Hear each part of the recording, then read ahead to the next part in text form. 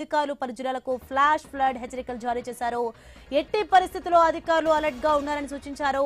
Breaking చూస్తున్నాం. ముఖ్యంగా గుంటూరు, కృష్ణా, తూర్పు గోదావరి, పశ్చిమ గోదావరి, నెల్లూరు, శ్రీకాకుళం, విశాఖ, విజయనగరం జిల్లాలతో పాటు తెలంగాణలోని భద్రాద్రి కొత్తగూడెం, ఖమ్మం జిల్లాలో, ఒడిశాలోని గజపతి, గంజాం జిల్లాలో ఆకస్మిక వరదలు సంభవించే అవకాశం ఉందని అధికారులు హెచ్చరించారు.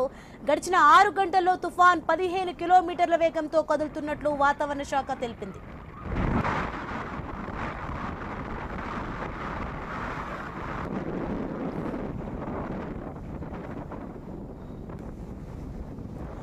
బ్రేకింగ్ చూస్తున్నాం మనం. ఏపీని మొందా తుఫాన్ వణికిస్తోంది. కాకినాడ తీరంపై దూసుకొస్తోంది.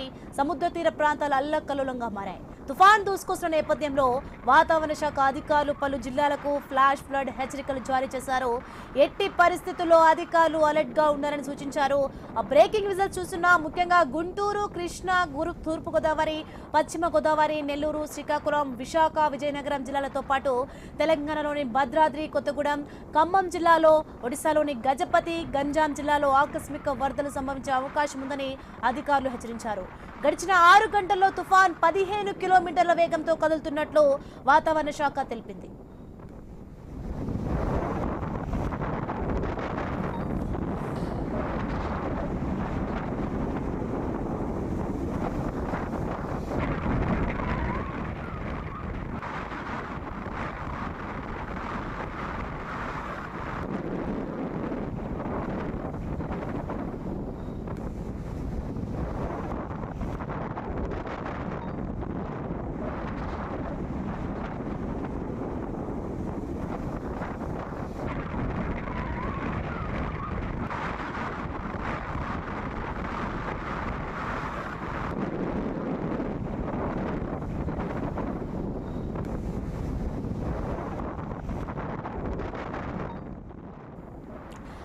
ఏపీని మొందా తుఫాన్ వణికిస్తోంది. కాకినాడ తీరంపై దూసుకొస్తోంది.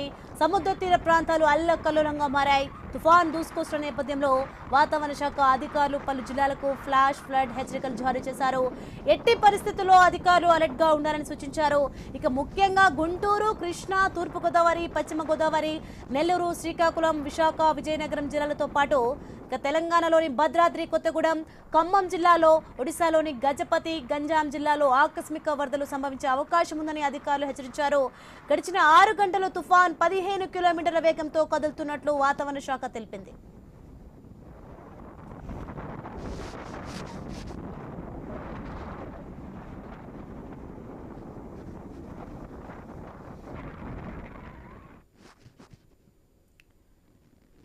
ఇదే అంశానికి సంబంధించి మరింత సమాచారం మచిలీపట్నం నుంచి యాకోబ్ ఫోన్లలో అందించే సిద్ధంగా ఉన్నారు. యాకోబ్, ప్రస్తుతం తుఫాన్ పరిస్థితి ఎలా ఉంది? ఎక్కడెక్కడ అంటే రెడ్ అలర్ట్ ప్రకటించారు ఏంటి?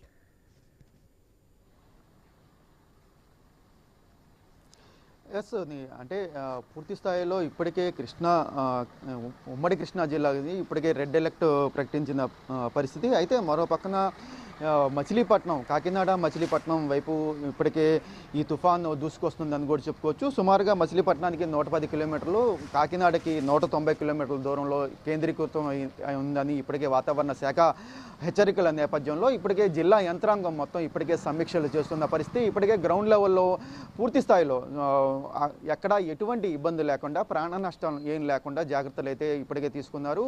స్థానిక మంత్రి కొల్లు రవీంద్రతో పాటు జిల్లా కలెక్టర్ బాలాజీ పూర్తి స్థాయిలో గ్రౌండ్ లెవెల్లోకి వెళ్ళి అక్కడ పరిస్థితిని కూడా సమీక్షించారు. ఉదయం నుండి ఇదే పనిలో వాళ్ళు నిమగ్నమై ఉన్నారు. ఇప్పుడు కొద్దిసేపటి కింద కూడా సీఎం చంద్రబాబుతో కూడా టెలికాన్ఫరెన్స్లో మాట్లాడడం జరిగింది. వాతావరణ పరిస్థితులను కూడా ఆయనకి వివరించడం జరిగింది. ఈ పరిస్థితుల్లో సాయంత్రం కల్లా సుమారుగా మరో 9:30, 10 గంటల కల్లా తుఫాను తీరం దాటే అవకాశం ఉన్న నేపథ్యంలో పూర్తిగా అన్ని చర్యలు చేపట్టామని కూడా జిల్లా కలెక్టర్ అయితే చెప్పడం జరిగింది. ఎక్కడ ఎటువంటి అవాంఛనీయ ఘటనలు జరగకుండా ఎక్కడికక్కడ టోల్ ఫ్రీ నెంబర్లు కూడా ఇప్పటికే పూర్తి స్థాయిలో సోషల్ మీడియా ద్వారాను, అదేవిధంగా వాట్సాప్ గ్రూపుల ద్వారా ఎక్కడికక్కడ అయితే బోర్డులు పెట్టడం జరిగింది. మరో పక్కన పూర్తిగా ఇప్పటి వరకు గత 2020 సుమారుగా 2020 తర్వాత ఇదే మరోసారి ఇంత భారీ ఎత్తున తుఫాను వస్తుంది అనేది కూడా ఈ నేపథ్యంలో సుమారుగా ఇప్పటికే సముద్ర తీరంలో 8వ ప్రమాద హెచ్చరిక మచిలీపట్నంలో జారీ చేశారు. ఇది సుమారుగా 20 సంవత్సరాల కిందట ఒకసారి రావడం, మరోసారి ఇప్పుడు రెండోసారి ఈ 8వ ప్రమాద హెచ్చరిక ఈరోజు పెట్టడంతో పూర్తిగా అక్కడ ఉన్న లోతెత్తు ప్రాంతాల ప్రజలందరినీ ఇప్పటికే సురక్షిత ప్రాంతాలకు తరలించడం జరిగింది. మత్స్యకారులు సముద్ర వేటకు వెళ్లకుండా సముద్రంలో ఉన్న వాళ్ళని కూడా ఇప్పటికే బయటికి రప్పించిన పరిస్థితి. ఈ పరిస్థితుల్లో సాయంత్రం ఎటువంటి పరిస్థితులు ఉంటాయి అంటే పెద్ద ఎత్తున మచిలీపట్నం వైపే ఎక్కువగా రావడం, సుమారుగా 110 కిలోమీటర్ల దూరంలోనే కేంద్రీకృతం అవడంతో కాకినాడ మచిలీపట్నం మధ్య ఎక్కడ తీరం దాడుతుంది, ఈ ప్రభావం పూర్తి స్థాయిలో పక్కన ఉభయ గోదావరి జిల్లాలతో పాటు కృష్ణా, గుంటూరు పూర్తి ఈ జిల్లాలు మొత్తం కూడా రెడ్ అలర్ట్గా ఇప్పటికే ప్రకటించడం జరిగింది. ఇక్కడ ఇప్పటికే జిల్లా కలెక్టర్లతో పాటు ఇన్ఛార్జ్ కలెక్టర్లు కూడా అక్కడ పూర్తిగా అక్కడ ఉండి ఆ సమీక్ష చేస్తున్నారు. ఎక్కడ ఇబ్బంది లేకుండా అయితే చూస్తున్న పరిస్థితి అయితే ఇక్కడ కొనసాగుతుంది. యాకోబ్, అలాగే మనం చూసుకుంటే ఇంకెన్ని రోజుల పాటు ఈ తుఫాన్ ప్రభావం ఉండనుంది, ఏమైనా సమాచారం ఉందా?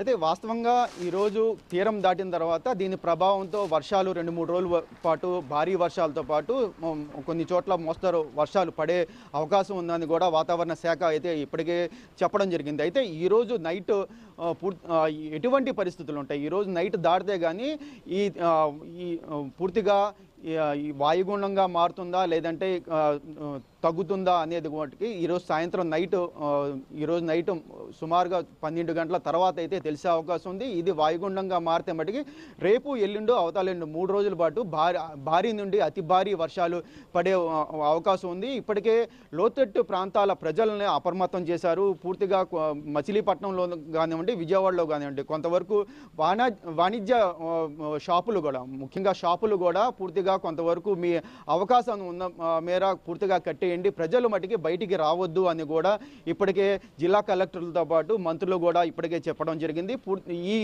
ఈ రోజు రేపు మటుకి చాలా వరకు ప్రజలు జాగ్రత్తలు పాటించండి అనేది కూడా వాళ్ళు కోరుతున్న పరిస్థితి. ఇప్పటికే విద్యా సంస్థలు పూర్తిగా 3 రోజులు సెలవులు ప్రకటించారు. రేపు ఎల్లుండు కూడా కాబట్టి ఆ తర్వాత కూడా భారీ వర్షాలు ఏదైనా పడితే మళ్ళీ విద్యా సంస్థలకు సెలవులు ఇచ్చే అవకాశం ఉంది. ప్రస్తుతానికైతే రేపు ఎల్లుండు మటుకి విద్యా సంస్థలు కూడా సెలవులు ప్రకటించిన పరిస్థితి. ఈ పరిస్థితుల్లో ఈరోజు పూర్తిగా ఈ వాయుగుండ ప్రభావం ఏ విధంగా ఉంటుంది, ఈరోజు ఈ తుఫాను ఎటు మల్లుతుంది, ఒక పక్కన కాకినాడ అదేవిధంగా మచిలీపట్నం మధ్య ఎక్కడ తీరం దాడుతుందో అనేది కూడా పూర్తిగా ఇక సమీక్షిస్తున్న పరిస్థితి. వాతావరణ నిపుణులుగా కానివ్వండి, అదేవిధంగా ఇక్కడ జిల్లా కలెక్టర్లే కానివ్వండి ఇక్కడ పూర్తిగా నిమగ్నమై ఉన్నారు. ఎక్కడ ఎటువంటి ఇబ్బందులు లేకుండా అయితే చూసేందుకు పూర్తి స్థాయిలో అన్ని ఏర్పాట్లు చేశారు. ఎన్డీఆర్ఎఫ్ బలగాలే కానివ్వండి, అదేవిధంగా పూర్తిగా ఫైర్ సిబ్బందే కానివ్వండి, వాళ్ళు కూడా పూర్తిగా ఉదయం నుంచి ఎక్కడికక్కడ వాళ్ళ సిబ్బందితో రెడీగా ఉన్న పరిస్థితి.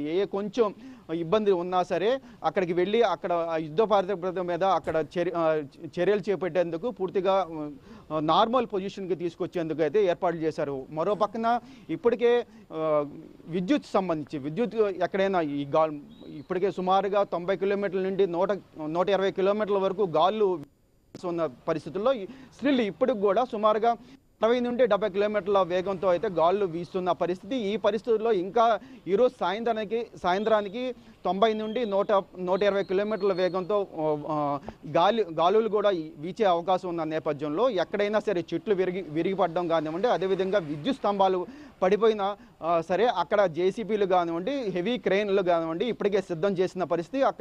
అక్కడికి ఆ క్రెయిన్లు వెళ్ళి వెంటనే ఆ సహాయక చర్యల్లో పాల్గొని వెంటనే ఆ విద్యుత్ స్తంభాలని మళ్ళీ పునరుద్ధరణ చేస్తారు. అక్కడ వెంటనే విద్యుత్ ఇవ్వడానికి పూర్తి స్థాయిలో ఒక టీం అయితే ఏర్పాటు చేశారు. ప్రతి జిల్లాలోనూ ఇదే పరిస్థితి కొనసాగుతుంది అని కూడా చెప్పుకోవచ్చు.